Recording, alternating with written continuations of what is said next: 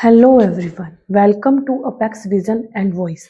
मैं हूं तरनदीप कौर और राजस्थान के संत संप्रदायों के भाग में आज हम करेंगे वल्लभ संप्रदाय।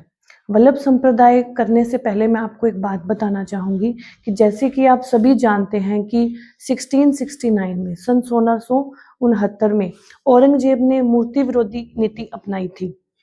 जब औरंगजेब ने मूर्ति विरोधी नीति अपनाई तो उन्होंने क्या किया कि जो भारत में अलग अलग जगहों पर जहां भी जो मंदिर बने हुए थे वहां पर मूर्तियां तोड़वाना शुरू कर दिया था।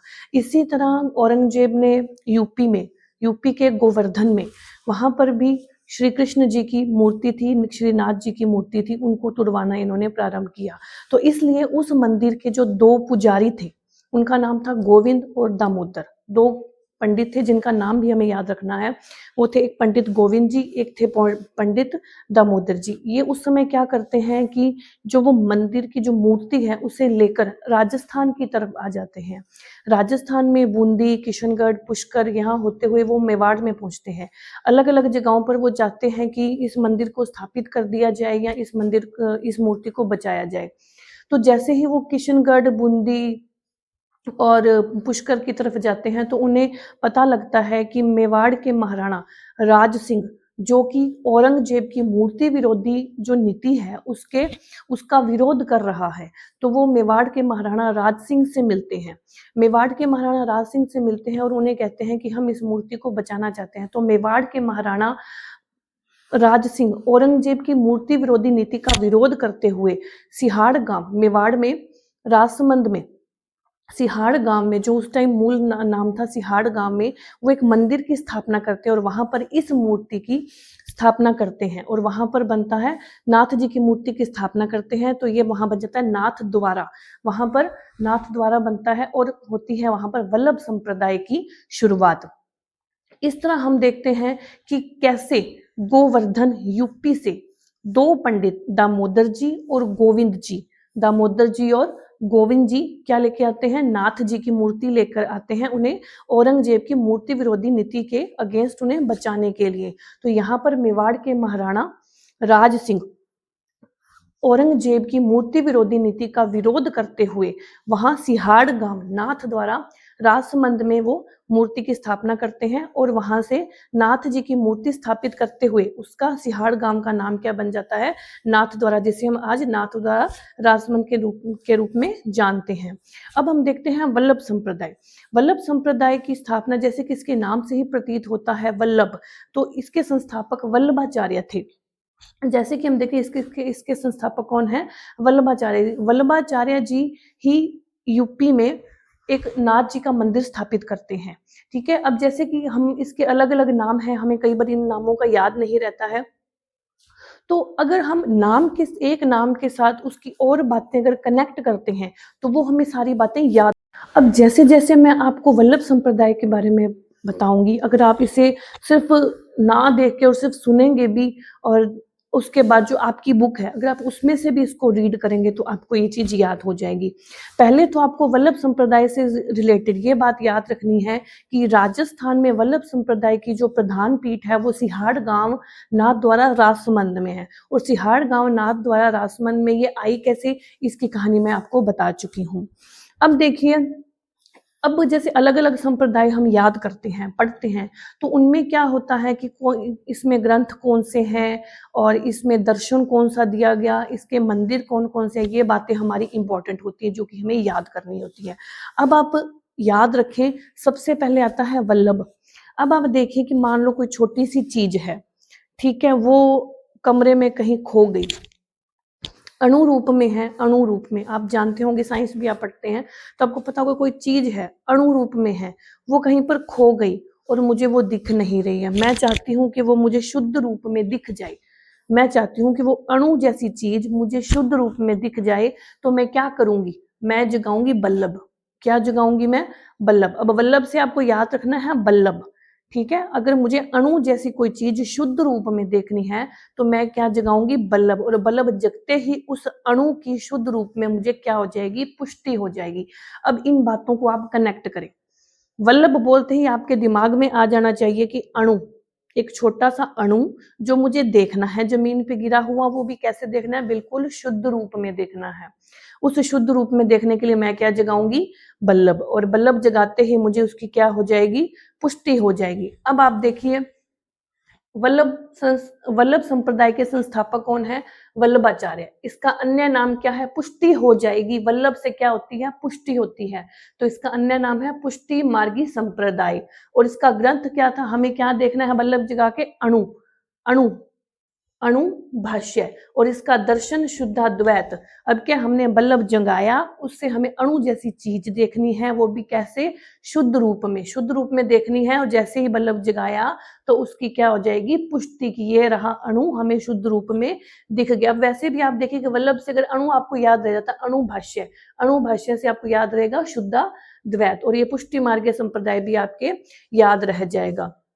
अब देखिए वल्लभ संप्रदाय में क्या है कि इसमें दिन में 8 बार पूजा की जाती है, 8 बार पूजा की जाती है, और इसमें जो मंडली भी होती है उसमें भी 8 लोग बैठते हैं। वल्लभ में आप 8 देखें कि हमारे वल्लभ में कितने तारे हैं, 8 तारे हैं।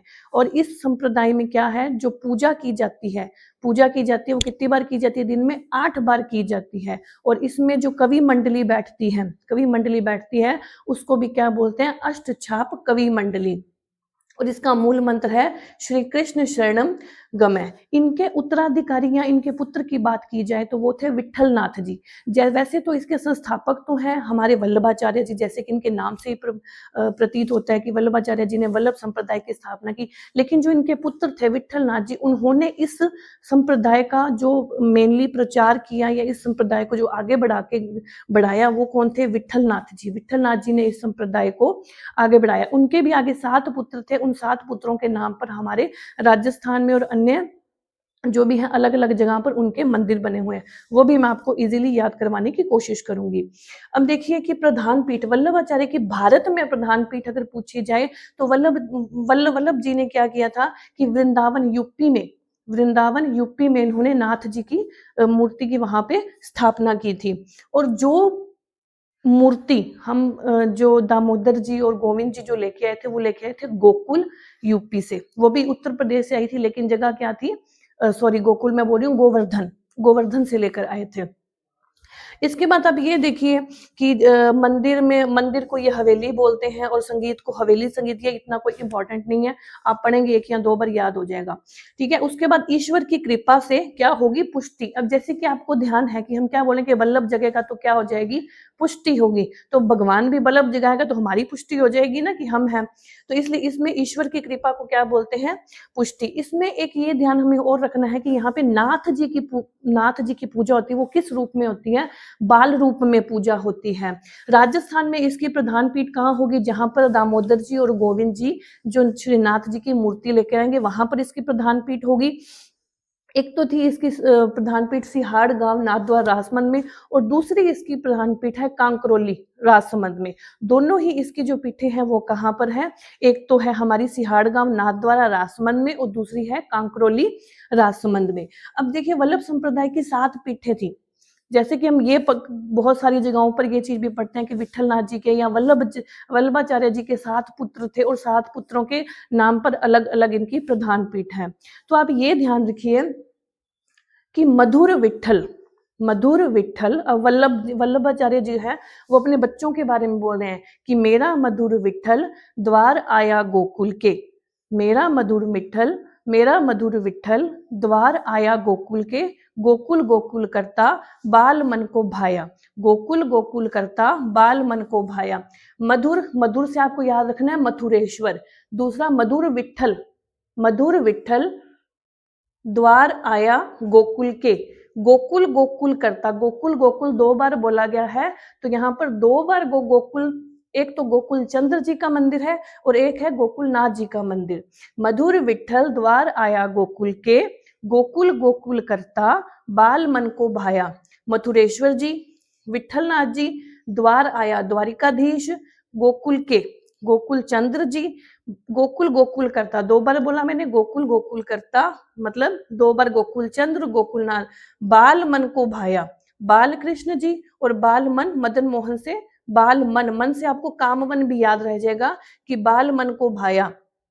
बाल कृष्ण और मदन मोहन जी। अब जैसे इसको याद रखना है तो विट्ठल नाथ जी का मंदिर तो वहीं होगा सिहाड़ में, और इसके साथ ही द्वारिकाधीश मंदिर ये हमें याद है कि कांकरोली राजसमंद में है। दूसरा मथुरेश्वर जी का आपको याद रखना है कोटा में।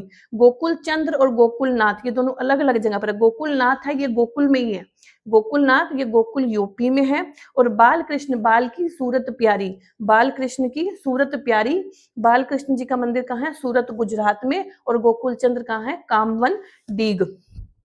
इस तरह आप वल्लभ संप्रदाय को, अगर आप जो भी मैंने बोला, अगर आप सिर्फ इसकी ऑडियो भी अगर आप सुनेंगे एक बार, दो बार, तीन बार, तो मुझे लगता है कि वल्लभ संप्रदाय से रिलेटेड आपको सारी जो बातें हैं वो याद हो जाएंगी। अब हम पढ़ते हैं दादू दयाल जी के बारे में। दादू दयाल जी का जन्म कहा जाता है कि अहमदाबाद गुजरात में हुआ था, लेकिन इनके बारे में एक कथा यह भी है कि संत लोधी राम जी को ये सरस्वती नदी, जो कि गुजरात अहमदाबाद के पास है, संत लोधी राम जी को ये सरस्वती नदी में संदूक में बहते हुए एक बालक मिला था। संत लोधी राम जी ने इन्हें उठाया, अपने घर लेकर आए और इनका पालन पोषण किया। ठीक है, तो ये मिले थे संत लोधी राम जी को। अब इनका नाम रखा गया है दादू दयाल। अब दादू नाम रखा है और ये लादे किसको थे? ये लादे थे लोधी राम जी को। कहाँ मिले थे? संदूक में, सरस्वती नदी में। अब नाम जिसका दादू है तो उसको कोई जवान आदमी तो पढ़ा नहीं सकता ना, क्योंकि जो दादू है वो मतलब बड़ी एज का आदमी होगा, तो उसे कोई ज्यादा, कोई जवान आदमी है, कोई और टीचर तो उसको पढ़ा नहीं पाएगा। तो इसलिए इनको पढ़ाया था वृद्धानंद जी ने। वृद्ध मतलब बूढ़ा। ठीक है, ये हमारा याद करने का तरीका है कि दादू दयाल जी लादे थे, लादे से आपको याद रखना है लोधी राम। ठीक है, और दूसरा आपको ये बात याद रखनी है कि इनके गुरु कौन थे? वृद्धानंद जी। वृद्धानंद जी इनके गुरु थे, और इन्होंने अपने वृद्धानंद जी से इन्होंने शिक्षा ग्रहण करने के बाद 1568 में सांबर में जाकर अपने पहले उपदेश दिए थे। दादू दयाल जी से रिलेटेड आपको ये याद रखना है कि ये जयपुर और जयपुर के आसपास ही ये ज्यादातर रहे थे, और इनको राजस्थान का कबीर कहा जाता है। मेन बात हमें क्या याद रखनी है कि दादू दयाल जी को राजस्थान का कबीर कहा जाता है। और इनका जन्म, मेरी बात सुनो, दादू जो थे वो 8 फूलों पर पैदा हुए थे, सुंदर सुंदर 8 फूलों पर पैदा हुए थे, और सरस्वती नदी में बह गए। आगे जाकर ये संदूक में लाद गए थे लोधी राम जी को, और बड़े होकर इनको किन्होंने पढ़ाया था? वृद्धानंद जी को। अब 8 फूलों पे आपको ये ध्यान रखना है कि इनका जन्म कब माना जाता है? फाल्गुन शुक्ल अष्टमी को। ठीक है, अहमदाबाद गुजरात में इनका जन्म था। ये संस्थापक थे, दादू संप्रदाय के संस्थापक हैं। और लोधी राम जी को ये संदूक में मिले थे सरस्वती नदी में, और गुरु इनके थे वृद्धानंद जी। प्रथम उपदेश इन्होंने दिए थे 1568 सांबर में। अब दादू जी से रिलेटेड आपको एक छवि अपने माइंड में ध्यान में रखनी है कि 8 फूलों पर खिला हुआ बच्चा अहमदाबाद गुजरात में पैदा हुआ और सरस्वती नदी में बहकर आ गया। आगे आकर वो लाद गए, किसको लाद गए? लोधी राम जी को। अब उसका नाम क्या रखा? दादू। दादू नाम रखा तो दादू कौन होता है? कोई बूढ़ा व्यक्ति होगा, तो बूढ़े व्यक्ति को कौन पढ़ाएगा? और बूढ़ा व्यक्ति। तो इनको किसने पढ़ाया था? वृद्धानंद जी ने। ठीक है, और ये इन्होंने, कहा जाता है कि शुरू में दुनिया का काम किया। अब दादू संप्रदाय से रिलेटेड कुछ बातें हैं जो हमें ध्यान रखनी होंगी। एक तो ये कि इस संप्रदाय से जुड़े जो व्यक्ति हैं, या जो इनकी शाखाओं से जुड़े व्यक्ति हैं, वो क्या करते हैं? वो शादी नहीं करते और बच्चे क्या लेते हैं? गोद लेते हैं। लेकिन ये कहा जाता है दादू दयाल जी के बारे में कि इन्होंने प्रारंभ में, एक किंवदंती है कि प्रारंभ में इन्होंने गृहस्थ जीवन व्यतीत किया था, लेकिन बाद में मतलब ये अलग हो गए थे। तो उससे इनके 2 बच्चे हुए थे, गरीबदास जी और मस्कीन दास जी। ठीक है, और वही इनके बाद में उत्तराधिकारी भी बने थे। तो बाकी इससे रिलेटेड हमें ये बात ध्यान रखनी है कि इनमें जो लोग हैं वो विवाह नहीं करते, और बच्चा क्या करेंगे? बच्चा गोद लेते हैं। बच्चा गोद लेकर अपना आगे वंश चलाते हैं। दूसरी बात ये है कि इसमें जो है ये पर्यावरण से रिलेटेड भी हैं। इनमें ये क्या करते हैं, जो व्यक्ति की मृत्यु हो जाती है तो उसका दाह संस्कार नहीं करते, बल्कि ये पार्थिव शरीर को जंगलों में छोड़ देते हैं। जंगलों में किस लिए छोड़ देते हैं? ताकि ये सोचते हैं कि जो व्यक्ति का जो मोक्ष प्राप्ति होती है ना, वो जीते जी ही उसे मोक्ष प्राप्ति मिल जाती है। इसलिए आप क्या करो कि पार्थिव जो शरीर है उसको आप जंगलों में छोड़ दो, ताकि कोई अन्य पशु पक्षी या जानवर जो है वो उस शरीर को खाकर अपना पेट भर सके, ताकि उनका कुछ भला हो जाए। और इससे पर्यावरण में, जैसे आप सब समझते हैं, गीदड़ है या वो जब इनको खाते हैं तो पर्यावरण को स्वच्छ होता है हमारा। इस तरह अब हम देखते हैं कि जो सबसे पहले अगर इन्होंने उपदेश दिए, इन्होंने ये कहा कि जो पार्थिव शरीर है उसको क्या करना है, जंगलों में छोड़ देना। तो सबसे पहले अगर इन्होंने उपदेश दिए हैं तो ये अपने शरीर को छुड़वाएंगे। तो सबसे पहले मैंने ये बताया था कि इनका जो जीवनी है वो जयपुर के आसपास घूमते थे। सांबर में इन्होंने उपदेश दिया और नारायणा जयपुर में। आपको ये ध्यान रखना है, दादू दयाल जी नारायणा, नारायण नारायण करते हुए नारायणा जयपुर में इनका क्या हो जाता है, इनकी मृत्यु हो जाती है। ठीक है। और इनके पार्थिव शरीर को सबसे पहले भैराणा के जंगलों में छोड़ा जाता है। भैराणा से आप याद रखिए कि पहले तो इन्होंने नारायण नारायण करते इन्होंने अपना शरीर त्याग दिया, अपनी देह त्याग दिया। और पहली बार जब इन्होंने ये बोला कि जब मेरी मृत्यु हो जाएगी तो सबसे पहले आप मेरे शरीर को जंगलों में छोड़कर आएंगे, ताकि कोई पशु पक्षी या जो जानवर है वो मेरे शरीर को खा ले। और जब पहली बार जब वो जंगल में गए तो वो भय से डर गए। तो क्या याद रखेंगे, भैराणा के जंगल, इनके पार्थिव शरीर को कहाँ छोड़ा गया, भैराणा के जंगलों में। अब ये जयपुर के आसपास इनका रहा है, तो जयपुर में हमें ध्यान है कि कौन सी भाषा बोली जाती है, ढूंढाड़ी। तो इनके उपदेश कौन सी भाषा में थे, ढूंढाड़ी या सिद्धूकड़ी भाषा में। अब दादू इनके जो ग्रंथ हैं वो हमें ध्यान रखने हैं, दादूरा दूहा। इससे तो हमें समझ में आ ही जाएगा कि दादूरा दूहा तो ये दादू दयाल जी ने लिखा है। अब ये देखो, दादू दयाल जी जो कि बूढ़े थे, हालांकि बूढ़े नहीं थे, हमें उनके नाम से याद रखना है कि दादू, ये तो बूढ़े ही होंगे। ये सिर्फ हमें एक याद करने के लिए, ऐसा नहीं कि वो बूढ़े थे, बूढ़े तो होके ही गए थे, लेकिन हमें ये नहीं बस एक माइंड में इमेज रखना कि दादू से। अब उनकी जो काया थी, काया किसको बोलते हैं हम, शरीर, वो वेली थी। तभी तो उन्होंने बोला कि मेरी काया को जंगलों में छोड़े हो। काया वेली थी लेकिन हरड़े वाली थी, हरड़े वाली मतलब मजबूत थी। तो इसके जो ग्रंथ थे वो क्या थे, ग्रंथ का दादूरा दूहा और काया वेली हरड़े वाली। दादू की जो काया थी वो कैसी थी, वेली थी और हरड़े वाली थी। ठीक है, दादूरा दूहा, कायावेली, हरड़े वाली इनके ग्रंथ थे। अब जहां पर दादू के जो शरीर, पार्थिव शरीर को छोड़ा जाता है उसे बोलते हैं दादू खोल। जहां पर जैसे कि नारायण नारायण करते हुए उन्होंने अपना देह त्याग कर दिया था और पहली बार जब उनके शरीर को जंगलों में छोड़ने गए थे तो उन्हें क्या लगा था, भय लगा था, भैराणा के जंगलों में। और जहां पर वो उस शरीर को छोड़ते हैं उसे क्या बोलते हैं, दादू खोल। और उनके निवास स्थान को क्या बोलते हैं, दादू द्वार। ठीक है। इस तरह अगर हम याद करेंगे एक चीज को दूसरे चीज से कनेक्ट करके तो हमें याद हो जाएगा। जैसे हमने पहले वल्लभ संप्रदाय को कनेक्ट किया, इसी तरह हम दादू दयाल जी की जो बातें हैं उनको आपस में कनेक्ट करेंगे। अब ये कहते हैं कि 1585 में दादू दयाल जी जो थे वो अकबर से मिले थे और उन्होंने उन्हें उपदेश दिए थे। और इन उपदेशों से अकबर इतना प्रभावित हुआ कि उन्होंने उसके बाद गो हत्या पर प्रतिबंध लगा दिया, गो हत्या उसने बंद कर दी अपने राज्य में। अब क्या है कि हम, जैसे मैंने आपको बताया कि कहते हैं कि शुरुआत में दादू जी जो थे उन्होंने गृहस्थ जीवन बिताया था। तो उनके दो बेटे हुए थे, गरीबदास जी और मस्कीनदास जी। गरीबदास जी जो थे वो उनके बड़े बेटे थे। तो उन्होंने अपनी दादू संप्रदाय की अगली शाखा चलाई थी, वो थी खालसा शाखा।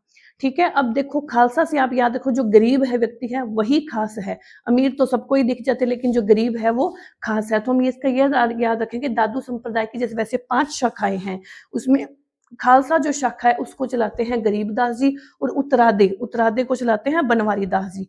अब एक बात सोचिए कि अगर कोई व्यक्ति नागा है, नागा मीन्स आप समझो उसने वस्त्र नहीं पहने हुए हैं, नागा है, तो सारे क्या बोलेंगे कि, और नागा आ जाएगा तो क्या बोलेंगे कि ये देखो कितना गंदा सा है, नागा है। और अगर वही नागा अगर खाकी कपड़े पहनकर आ जाएगा, तो आप क्या बोलेंगे, ये देखो कितना सुंदर लग रहा है। इसलिए खाकी और नागा जो शाखा है वो चलाते थे सुंदरदास जी। और विरक्त वो थे जो इधर उधर विरक्त का मतलब क्या, जो दुनिया से बिल्कुल अलग हो गया। ठीक है, जो इधर उधर घूम के अपनी दादू संप्रदाय को चलाते थे, उन्हें बोलते हैं विरक्त शाखा। ऐसे थी इसकी 5 शाखाएं। अब हम देखते हैं दादू संप्रदाय से रिलेटेड उनके स्टूडेंट। अब देखते हैं हम दादू दयाल जी के शिष्य। कहते हैं दादू दयाल जी के 152 शिष्य थे। कितने शिष्य थे? 152 शिष्य थे। इसको भी हम दो पार्ट में डिवाइड करेंगे, 52 प्लस 100। 52 जो थी, इन्हें तो दादू जी के 52 स्तंभ कहा जाता है, 52 स्तंभ। और ये जो 100 थे, ये तो 52 तो बन गए स्तंभ, अब ये 100 पीछे अकेले रह गए, तो इन्हें क्या बोलते हैं? एकांतवासी। एकांतवासी। अब मुख्य जो दादू दयाल जी के शिष्य थे, एक तो उनके बेटे थे, जो मैंने आपको पहले बताया कि एक कहा जाता है, इसके बारे में श्योरिटी नहीं है। एक तो थे गरीबदास जी, गरीबदास, मस्कीनदास।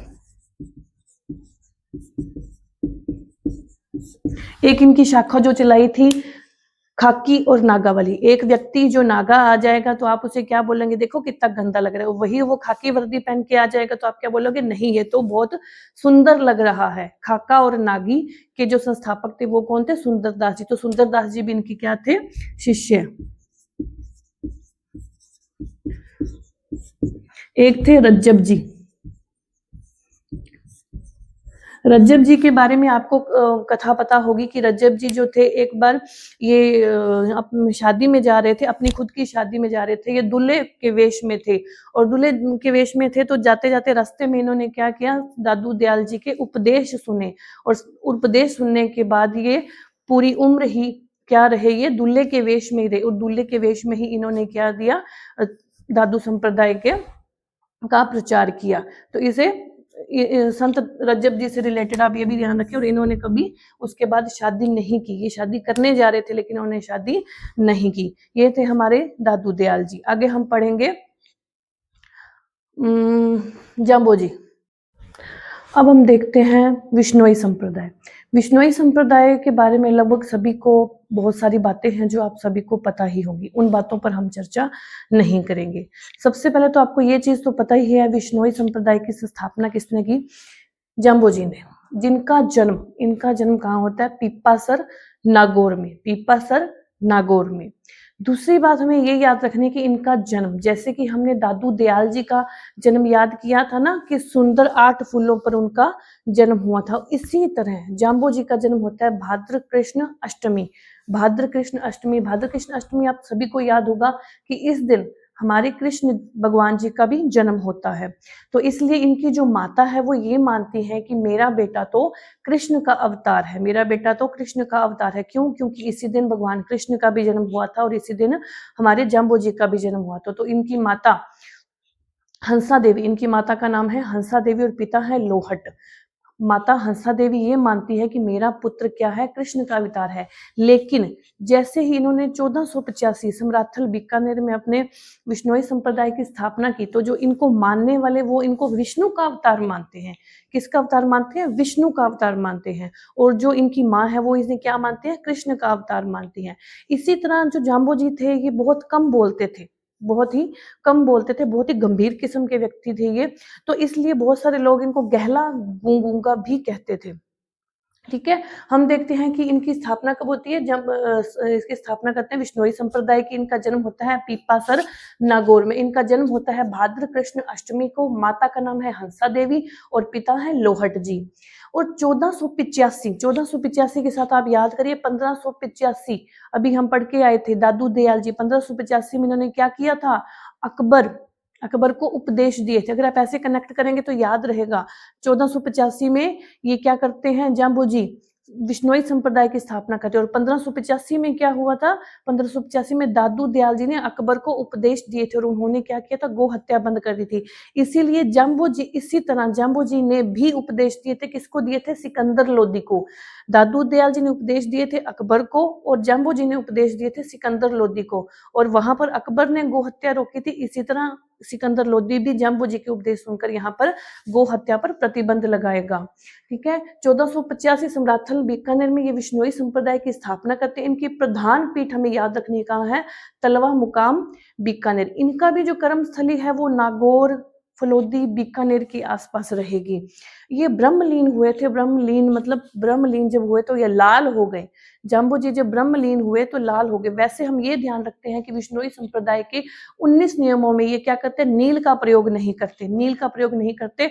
तो पर जब जाम्बो जी जब ब्रह्मलीन हुए तो ये लाल हो गए। ये हम वैसे ही कह रहे हैं, उनके लिए कुछ गलत बात नहीं है, लेकिन ये याद करने के लिए कि जब वो ब्रह्मलीन हुए, ठीक है, तो वो क्या हो गए, लाल हो गए। लालसर जंगल में वो क्या हुए थे, ब्रह्मलीन हुए थे। इसलिए इनके अन्य नाम जो मैंने अभी आपको बताया, जैसे कि हमें पता है कि इनके 29 नियम होते हैं। 29 नियम होते हैं, तो उसमें हम जानते हैं कि विश्नोई संप्रदाय का जो स्थापना भी हुई है वो किस तरह हुई है, पर्यावरण को रखकर, वृक्षों से रिलेटेड और इन जीव जंतुओं के केयर केयर से संबंधित है, ठीक है। उनके बारे में हम नहीं पढ़ेंगे। तो ये जो इनके जो नियम थे ये पर्यावरण से रिलेटेड थे, तो इसलिए इन्हें पर्यावरण वैज्ञानिक भी कहा जाता है।